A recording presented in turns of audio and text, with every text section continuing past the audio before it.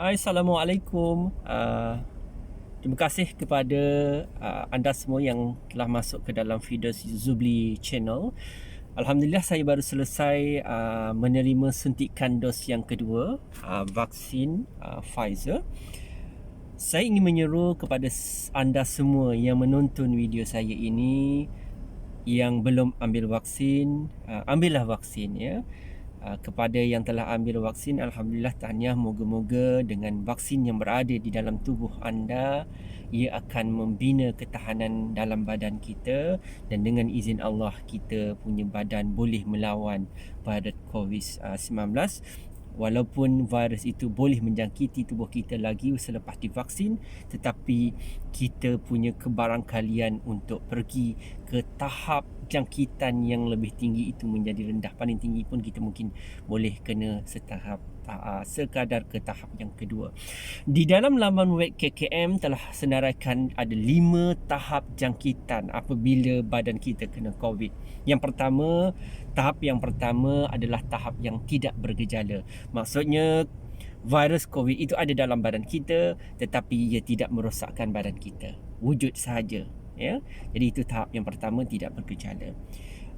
Tahap yang kedua, apabila virus COVID itu ada dalam badan kita, dia akan bergejala ringan. Mungkin dia akan batuk, dia akan sesama, dia akan demam atau sakit tekak, dan mungkin hilang diri rasa dan sebagainya. Yang macam tu tahap yang kedua.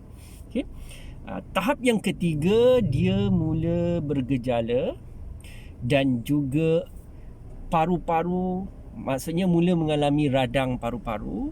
Virus kuman COVID itu sudah mula menyerang paru-paru. Ya? Pneumonia dipanggil.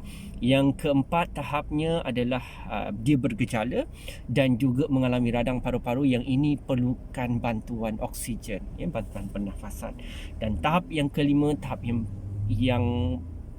kita tahu adalah bergejala kritikal dan perlu dirawat di unit ICU. Maksudnya ini tahap yang paling ditakuti oleh kita semua.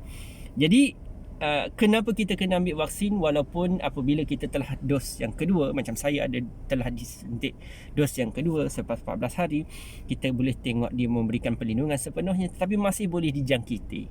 Tetapi dengan adanya vaksin dalam badan kita, ya, ketahanan badan kita itu boleh melawan virus COVID, dan kalaupun kita kena, mungkin kita akan berada pada tahap jangkitan yang kedua sahaja, ataupun mungkin satu sahaja, tahap 1 ataupun tahap 2. Kita tidak akan pergi kepada tahap yang ketiga, apatah lagi tahap yang keempat.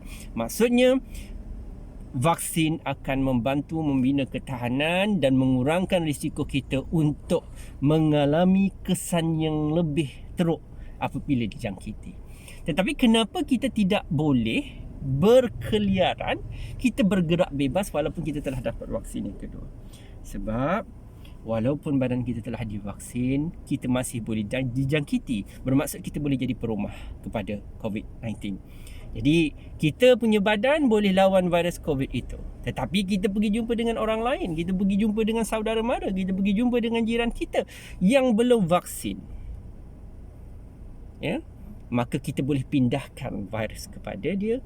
Kita kesan kita sikit, tetapi dia yang tak kena vaksin lagi mungkin akan kena lebih mudarat, dan tahapnya mungkin 3 dan 4 yang kita tak nak.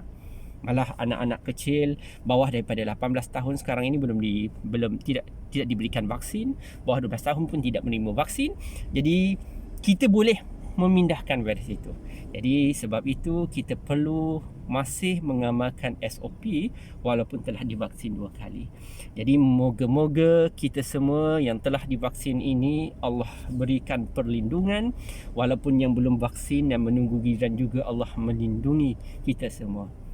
Sekarang ini pada saya, kembalilah kepada pencipta, mohon agar dilindungi daripada virus ini.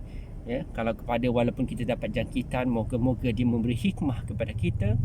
Allah menegur kita, Allah menegur orang sekeliling kita. Moga-moga dengan asbab itu kita akan mendapat ganjaran pahala di sisinya. Okey? Jangan Jangan takut untuk ambil vaksin. Okey? Okay, terima kasih. Jemput like dan share video saya ini. Yang belum subscribe channel saya, jemput untuk subscribe. Okey, jumpa lagi. Assalamualaikum. Bye-bye.